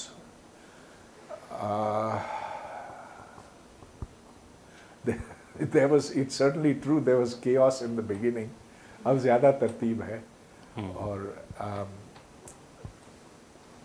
इस सवाल को एंट्रोपी के हवाले से ज़्यादा अच्छी तरह से समझा जा सकता है. एंट्रोपी, इंतशारियत आप कहें तो जब आप किसी जिस्म में हीट पहुंचाते हैं तो उसकी एंट्रोपी बढ़ती है, उसके अंदर जो एटम्स मॉलिक्यूल्स हैं वो बेतरतीबी से इधर उधर हरकत करते हैं, जितनी ज़्यादा हीट आप डालते हैं तो उसको एंट्रोपी कहते हैं। तो बिग बैंग के हवाले से ये कि कायनात जब बनी तो उसमें बेतरतीबी थी, इंतशार था, उतना ही इंतशार अब है जितना कि पहले था, लेकिन कहीं कहीं इंतशार कम हुआ है और जगहों पे वो ज़्यादा हुआ। तो जैसा कि ज़मीन इंतशार को कम करती है, उस एंट्रोपी को कम करती है, ये जो हमारे अपने जिस्म हैं, हम ऑर्गेनाइज्ड हैं ना, हम गैस तो नहीं हैं। हमारे जो एटम्स हैं, hydrogen, carbon, oxygen, phosphorus, nitrogen, इस जिस्म को अगर उन एटम्स में तोड़ा जाए, अलग कर दिया जाए, तो वो ज़्यादा एंट्रोपी वाला है। जिस हाल में मैं हूँ एंट्रोपी कम है। अच्छा, तो ज़मीन एक छोटा, बहुत छोटा हिस्सा है पूरी कायनात का, लेकिन यहाँ एंट्रोपी कम है बनिस्बत सूरज के अंदर या ऐसे अजसाम में जिनमें कोई तरतीब नहीं है। सर, जैसे जैसे हमारा इल्म बढ़ रहा है तो हमें लगता है कि चीज़ों में कोई ना कोई एक रब्त होता है, एक सिस्टमेटिक चीज़ें होती हैं। जैसे हमने लॉज बना लिए हैं फिज़िक्स के, केमिस्ट्री के, बायो के। तो आपने कहा कि कहकशाओं में या इवन यूनिवर्स में आपको नहीं मिलती इतनी सिस्टमेटिक चीज़ें, यानी कि बिला कानून है, आपने कहा लॉलेस है। जबकि हम तो लॉज ढूंढते जा रहे हैं, मालूम करते जा रहे हैं, हमारा नॉलेज में जो जो चीज़ें आ रही हैं। नहीं, देखें, वो लॉज हम बनाते नहीं हैं। वो अगर किसी शख्स के नाम पर मंसूब हो जाए तो ये नहीं कि वो उस कानून का बनाने वाला है, वो उसका दरियाफ्त करने डिस्कवर, वाला हाँ है। जी, हाँ, जैसा कि ओम्स लॉ है या बॉयज़ लॉ या चार्ल्स लॉ या न्यूटन्स लॉ। तो इस कायनात में कानून तो है, उस कानून को हमने दरियाफ्त किया है। उस कानून की मदद से हम ये समझ चुके हैं कि मुख्तलिफ चीज़ें उस हाल में क्यों हैं। अगर मैग्नेट को आपस में अट्रैक्ट करता है तो क्यों, उसके पीछे जो कानून है वो हमने डिस्कवर किया। वही कानून कारफरमा हैं सूरज के बीच में, सितारों के अंदर, कायनात के उस हिस्से में और उस हिस्से में। तो आपका असल सवाल क्या है कि फिर हम क्यों कहें कि जो कायनात है वो बिला कानून है? हम ये क्यों ना कहें कि हम जैसे जैसे जानते जा रहे हैं हमें वो कानून पता लगते जा रहे हैं? नहीं, किसने कहा कि बिना कानून है? अच्छा, कानून है। अगर कानून ना होता तो हमारी टेक्नोलॉजी भी ना होती। अच्छा, आज अच्छा, मुझे लगा आपने शुरू में ऐसा कुछ कहा था कि बिना कानून है। मैं भी डिटरमिनिज्म के हवाले से जो डिस्कशन है तो उसकी तरफ डिटरमिनिज्म जाएगा और कि चीज़ है। वो यूनिवर्स जो है वो डिटरमिनिस्टिक है, तो जैसे कि न्यूटन और लप्लास ने प्रपोज किया था। तो आई थिंक ये अजम्पशन ठीक है मेरे ख्याल में भी, क्योंकि हमारे पास वेरिएबल्स हर दफ़ा चेंज हो रहे हैं। और जैसे आइंस्टाइन ने कहा था कि हिडन वेरिएबल्स हैं और मिसिंग इन्फॉर्मेशन है, और ऐसा लग रहा है कि हमारी डीप डिज़ायर भी यही है कि हम सिस्टम्स को डिटर्मिनिस्टिक करना चाह रहे हैं और जानना चाह रहे हैं। तो बीइंग मैथमेटिशियन मैं भी समझता हूँ कि यूनिवर्स जो है वो कानून, कोई मैथमेटिकल लॉज है जिसको वो फॉलो कर रहा है। सम प्लेसेस पे हमें केओस ज़रूर नज़र आता है, लेकिन केओस भी बेसिकली मैथमेटिक्स से ही हमें पता चला है कि ये सिस्टम के अंदर केओस है, और कभी उसी केओस से दोबारा स्टेबिलिटी भी आ जाती है और फिर दोबारा से केओस भी आ जाता है। तो ऐसा लग रहा है कि यूनिवर्स डिटर्मिनिस्टिक है। कुछ इनिशियल कंडीशंस हैं जिससे यूनिवर्स आगे एक्सपेंड हो रहा है, उसके अंदर फर्दर फ्लक्चुएशंस आ रही हैं, वेरिएशंस आती हैं, केओटिक होता है और फिर दोबारा से उससे नई क्रिएशन भी होती है। तो न्यूटन और जो लप्लास और इवन आइंस्टाइन वो सारे डिटर्मिनिज्म को ही बेसिकली फॉलो कर रहे थे। और अभी मेरे ख्याल में हमारी भी डीप डिज़ायर यही है कि सिस्टम को किसी तरह हम डिटर्मिनिस्टिक कर लें। पता नहीं हमारी डीप डिज़ायर है कि नहीं, क्योंकि हम ये भी उम्मीद करते हैं कि हमारी मर्जी भी चल सकती है, कि हम So- कठपुतले नहीं हैं। सो यहाँ फिर फ्री विल की जो डिस्कशन है उसमें फिर फ्री विल पे एक और सेशन हो सकता है, लेकिन फ्री विल फिर आइंस्टाइन के मुताबिक फ्री विल इटसेल्फ एक इल्यूजन है जो हमारा माइंड जो है वो क्रिएट करता है। बहरहाल मैं सिर्फ ये अर्ज़ कर रहा हूँ कि हर शख्स की ये ख्वाहिश नहीं होती कि हर चीज़ तय हो, कि तकदीर हमें कि तकदीर ने तय कर दिया है कि क्या होना है। हम ये उम्मीद कर सकते हैं, मैं तो ये उम्मीद करता हूँ कि फ्री विल एग्जिस्ट करता है। I want to be a free person, I want to be able to make decisions. शायद ये एक शराब हो, एक महज एक ख्याल हो, लेकिन मेरी ख्वाहिश ये नहीं है कि सब कुछ डिटर्मिनिस्टिक हो। लेकिन ये जो ख्वाहिश इटसेल्फ पैदा हुई है, ये भी तो इसके पीछे भी कोई फैक्टर्स हैं, इसकी बेस पे हम कह सकते हैं कि कुछ सुपर डिटर्मिनिज्म है।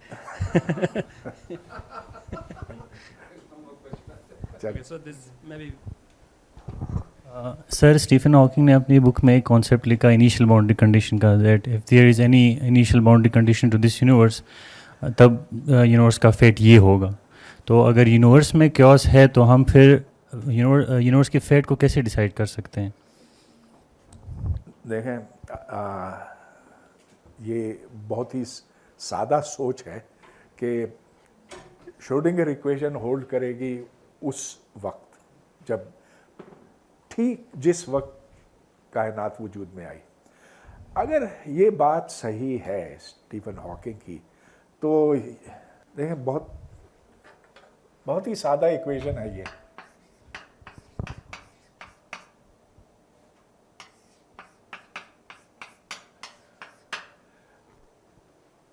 ये सारे function of billions trillions of variables है, और ये फंक्शन भी नहीं है, फंक्शनल है।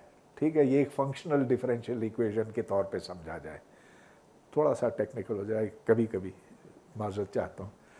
तो उसके लिए आपको इनिशियल वैल्यू देना होगा उस फंक्शनल का। So there is a wave function of the universe.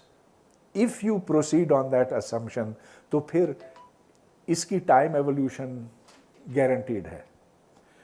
फिर जो इनडिटर्मिनिज्म आएगी वो क्वांटम इनडिटर्मिनिज्म है, क्योंकि वो हमेशा प्रोबेबिलिटी के लिहाज से आपको फिर उसको इंटरप्रेट करना पड़ेगा।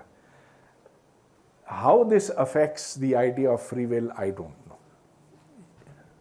आई don't think Hawking knew, and I don't think Penrose knows. किसी को नहीं पता भाई, ये बहुत गहरे सवाल हैं। लेकिन ठीक है, जो हम जानते हैं, जितनी फिजिक्स आती है, उसी दानिश से, उसी समझ से हम आगे बढ़ सकते हैं। Sir, what is the difference between chaos and entropy? Entropy is just counting states of a system. Chaos, so there is a certain entropy of the gas in this room. How many different states are accessible to the particles that make up the atmosphere in this room? उसका एक definite mathematical जवाब है। अच्छा, और उसकी एक definite numerical value है। लेकिन chaos एक और चीज़ है ना। केओस ये है कि आप इनिशियल वैल्यू से शुरू करते हैं कोई सा भी सिस्टम, और आप जानना चाहते हैं कि उसका मुस्तकबिल क्या होगा। अगर आप ये दावे से कह सकें कि ये होगा, तो फिर केओस नहीं है। बसूरत दीगर वो सिस्टम केओटिक है। कुछ सिस्टम्स केओटिक होते हैं जैसा कि ये, और कुछ नहीं होते। सर, मेरा लास्ट क्वेश्चन ये है कि summary of this session is कि एक सिस्टम ख़ास हद तक जो है ऑर्डर स्टेट में होता है, फिर उसके बाद वो क्योस में चला जाता है, जिस तरह ग्राफ से हमें पता चला। नहीं, इस आज के इस सेशन का लुबे लुबाब ये है कि उसूल हैं इस कायनात में, हर चीज़ के पीछे, इस क्योटिक पेंडुलम के पीछे भी उसूल हैं, और वो कदरे सादा हैं। लेकिन सादा होने के बावजूद हम पेशन गोई नहीं कर सकते। तो अब ये मेरा ख्याल है कि it's the most important thing that comes out of this. मतलब एक ख़ास हद तक रैंडम पहले तो ऑर्डर स्टेट में जो होता है जिस तरह ग्राफ हमने देखा, और फिर उसके बाद जो है रैंडमनेस आ जाती है। हाँ, ऐसे कुछ पैरामीटर्स है जिससे हमें पता चले कि इसके बाद chaos आने वाला है। हाँ। तो कुछ सिस्टम्स कुछ हालात में बिना केओस होते हैं, और जब आप उस सिस्टम को थोड़ा सा बदल देते हैं तो फिर वो केओटिक बन सकते हैं। अगर आप इसके आगे नंबर को 2.9 से 3.1 ले जाएं तो ये इसका बिहेवियर टोटली बदल जाएगा। Predictability will be lost. Sir may be I am wrong कि आप जिस सिस्टम से बता रहे हैं ये जो है ये ऑर्डरली डिसऑर्डर्स को शो कर रहा है या डिसऑर्डरली ऑर्डर को शो करेगा। एक दूसरा ये कि जो आप मैग्नेट्स की बात कर रहे हैं तो मैग्नेट्स के अंदर हम ये कहते हैं कि इंटरसेक्शन जो मैग्नेटिक लाइंस ऑफ फोर्स है वो इंटरसेक्ट नहीं करती है और पोल्स के ऊपर ज़्यादा होती है, तो वो बिहेवियर भी यहाँ पे टूटता हुआ नज़र आ रहा है। नहीं, वो कोई नहीं देखें। ये इसमें जो 5 मैग्नेट है ना, फिर चेक कर लीजिए 5 हैं। तो जब ये मैग्नेट उन 5 के नज़दीक पहुंचता है तो उसको धक्का मिलता, वो फिर भटक कर दूसरे के पास जाता, फिर उधर से या तो वापस आ जाएगा या किसी और के पास जाएगा। तो ये सादा सा उसूल है कि मैग्नेट का एक पोल दूसरे पोल को धकेलेगा, और अगर ये मुख्तलिफ हों, नॉर्थ साउथ को अपनी तरफ खींचेगा, साउथ नॉर्थ को अपनी तरफ खींचेगा, साउथ साउथ परे करेगा, नॉर्थ नॉर्थ परे करेगा। तो वो बात नहीं है। ये चल बहुत कुछ कह लिया।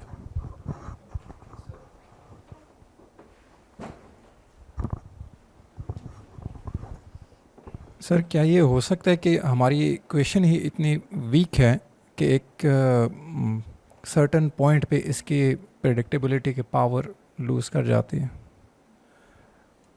क्या मतलब वीक है? यानी कि इक्वेशन इज नॉट परफेक्ट ये तो प्रेडिक्टेबिलिटी के देखें लिहाज ना, से। मैंने घड़ लिया इधर बैठे बैठे, मैंने ये घड़ लिया। आप इसको वीक कहें स्ट्रॉन्ग कहें, ये एक ताल्लुक है पिछले और अगले वैल्यू के बीच में। पिछला अगर मालूम हो तो अगला मालूम हो सकता है, लेकिन इसमें तो कोई शक नहीं। तो अगर यहाँ 3 से कम हो तो इधर बैठकर मैं जान सकता हूँ कि आगे क्या होने वाला है फॉर एनी एन। लेकिन अगर ये 3 से ज़्यादा हो तो फिर ये वैल्यूज़ वाइल्डली ऊपर नीचे फ्लक्चुएट करेंगी, फिर हम केओस में दाखिल हो जाएंगे, केओटिक रीजन में दाखिल हो जाएंगे। इक्वेशन का कसूर कोई नहीं भाई, ये तो आप कुछ और बना सकते हैं। गर्ज ये कि ये एक ऐसी इक्वेशन है जो इंतहाई सादा है, इससे ज़्यादा सादा क्या हो सकता है। आखिर इधर बच्चों ने भी ये बात बता दी कि इसका अगर इसकी एक वैल्यू मालूम हो तो अगली वैल्यू आप जान सकते हैं। इससे ज़्यादा सादा कुछ नहीं हो सकता। उस सादगी के बावजूद इसमें बड़ा कॉम्प्लेक्स बिहेवियर है। Principles can be simple but behaviour can be complicated. तो I think this is the इस लेक्चर का निचोड़ ये है। सर मेरा क्वेश्चन है सर कि जो हार्प टेक्नोलॉजी है वो भी बटरफ्लाई के इफ़ेक्ट से ही वो चलती है? हार्प टेक्नोलॉजी उसका तो अगर आपको यहाँ सैलाब लाने हैं, ज़लज़ले लाने हैं, तो चीन में बीजिंग में आप फिर तितलियाँ उड़ाएं, वो ज़्यादा कामयाब होगा। सर इन द सेंस कि शॉक वेव्स हैं एक जगह पे इम्प्लीमेंट होते हैं और उससे हैटी में ज़लज़ला आता है, मैं उसकी बात कर रहा हूँ। तो वो भी एक तरह से मैं बटरफ्लाई इफेक्ट से कह सकता हूँ ना? नहीं, शॉक वेव्स देखें, shock waves is a solution of the wave equation. सही। जहाँ कुछ नॉन लिनियरिटी भी हो, तो उसमें ये कि एनर्जी ऐसे बंच हो जाती है और वो फिर आगे चलती है। जैसा कि एक जहाज़ जब वो स्पीड ऑफ साउंड से ज़्यादा तेज़ उड़ता है तो उसके आगे एक शॉक वेव होती है और वो शॉक वेव फिर एक ज़मीन पर पहुंचकर एक बूम क्रिएट करती है। सही। सर दूसरा क्वेश्चन ये कि मगर that is not related to Chaos. chaos, nothing to do with chaos. सही सही सही सही। सर तो इसमें तो एक ये चीज़ था कि अगर बटरफ्लाई एक जगह पे वो पर मारती है तो दूसरी जगह पे बारिश होने का इम्कान होता है या वहाँ पे जो है मौसम तब्दील हो जाता है, तो तकरीबन ये रिजेंबल नहीं कर रहा उस चीज़ से। किस चीज़? जो मैंने हार्प टेक्नोलॉजी की बात की। देखो ये एक ऐसा इस्तेआरा है कि आप ज़रा सा इधर कुछ फ़र्क लाएं तो उधर फ़र्क पड़ेगा। वो इस लिहाज से कि प्रिडिक्टेबिलिटी हमारी ख़त्म हो जाती है और कुछ नहीं। हार्प देखें, एक तो पाकिस्तान में कंस्पिरेसी थियरिस्ट की कोई हद नहीं, जो कहते हैं कि सारी ख़राबियाँ अमेरिका से आती हैं और फिर ये एक्सपेरिमेंट जो 15 साल पहले किया गया उसकी वजह से यहाँ तहत पड़ा। पता नहीं, ये तो सही इस पे बस हंसा ही जा सकता। सर इट मीन्स कि जो कियोस है और ये मतलब है हमें अगर इनिशियल वैल्यू मालूम हो तो हमें आगे यानी फ्यूचर भी उसका मालूम, तो एक इस चीज़ को हम लाइफ में इम्प्लीमेंट कर सकते हैं। जो प्रिडिक्शन है कि हम बिल्कुल, आप प्रिडिक्शन हर वक्त करते हैं। सही। आप जब गाड़ी में बैठते हैं तो आपकी प्रिडिक्शन होती है कि वो मोटरसाइकिल वाला यूं आएगा और अगर मुझे उससे बचना है तो मुझे थोड़ा सा इधर होना है या स्पीड कम करनी है, बढ़ानी है। तो प्रिडिक्शंस तो आप हर वक्त करते रहते हैं। आपका दिमाग एक कंप्यूटर है, उस कंप्यूटर के अंदर ये सारी इनिशियल वैल्यूज़ पहुंचती हैं और फिर कॉम्पिटिशन्स के ज़रिए से फिर आप उसका लाहे अमल तय करते हैं। सही सर। अस्सलाम वालेकुम सर। सर मेरा क्वेश्चन ये है कि पास में हमारे पास इतना ज़्यादा डाटा वगैरह नहीं होता था और प्रोसेसिंग पावर भी काफ़ी ज़्यादा कम थी, तो considering the amount of the data के जिसके पास अब हमारे पास एक्सेस है और the considering the processing power, so can we find the patterns in the chaos and can we make better decisions in the chaotic systems, जैसे कि आजकल सेल्फ ड्राइविंग व्हीकल्स और this sort of things? The answer is no. आप जितना भी बड़ा computer बनाएंगे, चलिए क्वांटम कंप्यूटर ही बना लें और उस क्वांटम कंप्यूटर में लाखों बिट्स हों, जो कि बहुत मुश्किल है, नामुमकिन की हद तक है, लेकिन उस कंप्यूटर में भी इतनी ताकत नहीं कि वो दुनिया के हर आने वाले वाक़े की पेशन गोई कर सके। Life is just too complicated for that. लेकिन देखें, कमाल की बात यह है कि हमने ऐसे सिस्टम्स की शनाख्त की है, उनसे हमने प्रिडिक्शंस निकाली हैं जिनको टेस्ट किया गया और जिसकी बुनियाद पर हमने ये मॉडर्न सिविलाइजेशन खड़ी की है। आप देखें, जो भी टेक्नोलॉजी आपकी, radio technology, computer technology, space technology, इस सब के पीछे बस चंद सादा उसूल हैं और उनका इतलाक जब उनके ऊपर होता तो हम प्रिडिक्ट कर सकते हैं कि भाई हम रॉकेट छोड़ेंगे तो ये ठीक जाकर मार्स पे पहुंचेगा, और पहुंच जाता क्योंकि वो सिंपल सिस्टम्स है ना। सिंपल मैं नहीं कहूँगा कि बहुत ही सिंपल हैं, लेकिन वो काबू में आते हैं। Sir then what are the like कुछ आइडियल केस है कि लाइक जैसे आइडियल एक आपका इन्वायरमेंट होता है कि जिसके ज़रिए में हम प्रिडिक्ट कर सकें केओस को, क्या क्या चीज़ें हमें लाइक चाहिए होंगी? You can't predict the whole thing about chaos is you can't predict it. ये जीता जागता मिसाल आपके सामने है, ये देखो, हम इसको नहीं प्रिडिक्ट कर सकते, हालांकि इतनी सिंपल चीज़ है। And why is it so? Like हम इसे क्यों नहीं predict? I told you, I can't tell you why. I can.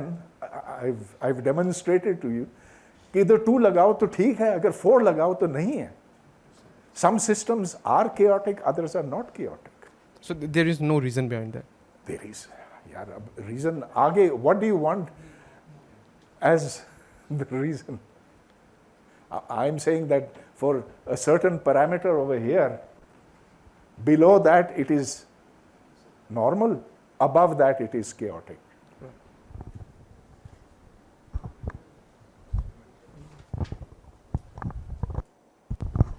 Online questions ले लेते हैं फिर.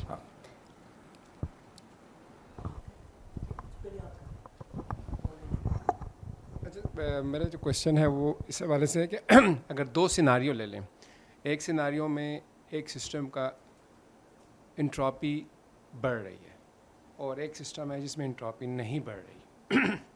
दो आइडियल सिस्टम ले लेते हैं.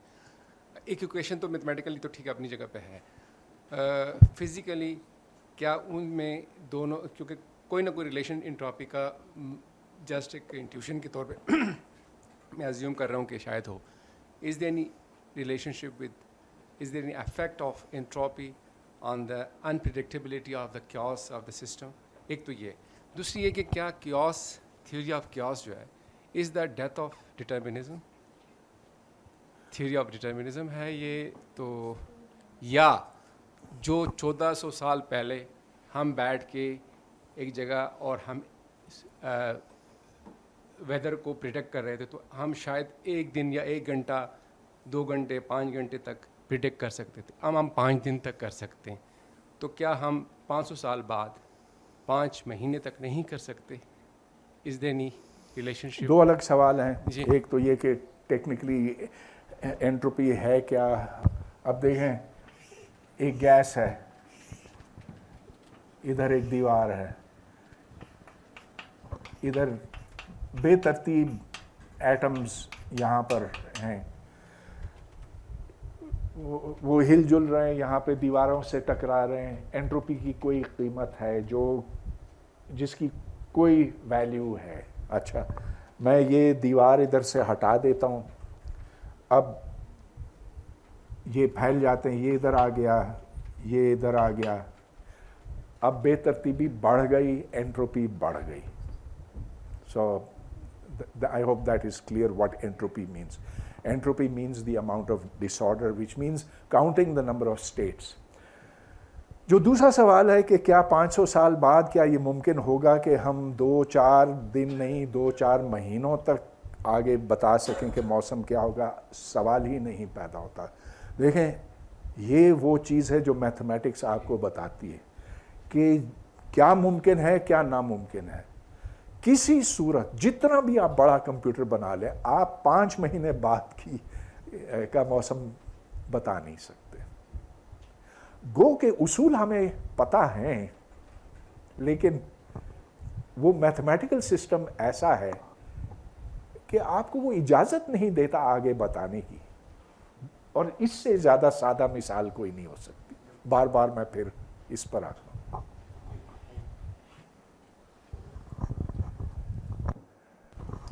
Sir, online questions. Mubashar Saeed पूछ रहे हैं कि can chaos be taken as our misunderstanding of universe and lack of knowledge? No, most definitely not. We know the laws, but we cannot use those laws to make predictions in every case for an infinite amount of time. तो हाँ, हम ये बता सकते हैं कि चांद कहाँ होगा अगले 10 मिलियन साल तक के लिए, लेकिन 20 मिलियन साल बाद इसमें बेतरतीबी आएगी, फिर ये प्रिडिक्शंस दुरुस्त नहीं होंगी क्योंकि हम केओटिक रीजन के अंदर दाखिल हो चुके होंगे. मुबशर सईद का ही सेकंड क्वेश्चन है, can we relate chaos and infinite patterns with the presence of other dimensions? देखें, केओस क्या उनका मतलब केओस से है या फ्रैक्टल से है? क्या केओस? मैं रिपीट करता हूँ, can we relate chaos and infinite patterns with the presence of other dimensions? इसमें अदर डायमेंशंस की बात ही नहीं है. एक डायमेंशन में भी आपको केओस मिलेगा. तो जैसा कि यहाँ है, इधर अब मिट गया, इसको आर मैं कहूँगा, चलो ये एक ही डायमेंशन है। डायमेंशन इस लिहाज से कि अगर आप एक लाइन यूँ बनाते हैं, एक्स एक्सिस बनाते हैं, तो यहाँ पर x1 है, x2, x3, x4, तो डायमेंशन एक ही है। लेकिन ये पॉइंट्स कहाँ होंगे, उनकी पोजीशनिंग में केओस आएगा। There can be chaos in any number of dimensions of course. Israr Karim, ये ज़रा मुख्तलिफ क्वेश्चन लग रहा है बहरहाल। What are your thoughts on synthetic life? Will scientists be able to create a living cell in a lab? It's already been done. Craig Venter. आखिरी question है, अब्दुल हसीब खान का है ये। वो कह रहे हैं कि though I am not a student of science but I feel that there is an intricate pattern behind every chaotic situation. For example, there is a very famous quote by Shakespeare, there is a method in madness. फिर वो कह रहे हैं कि यानी हम इस वक्त तो इस पोजीशन में नहीं है कि chaos को कैप्चर कर सकें, लेकिन शायद मुस्तकबिल में हम इस जगह पहुंच जाएं कि हम chaos में से मेथड निकाल सकें। आपका इसके बारे में क्या कहना है? मेरा ख्याल है कि ये तस्वीर आपको सब कुछ बताती है कि there is a method in madness. It has exploded into these. अच्छा, इसको अगर अच्छे रंगों में नुमाया किया जाए ना, तो इसमें इतना स्ट्रक्चर आपको दिखाई देगा, इसमें फ्रैक्टल स्ट्रक्चर दिखाई देगा, and it appears as madness, but there is a method, a very simple method in that madness, and it's recursion relations. Okay, good. Thank you very much. Thank you.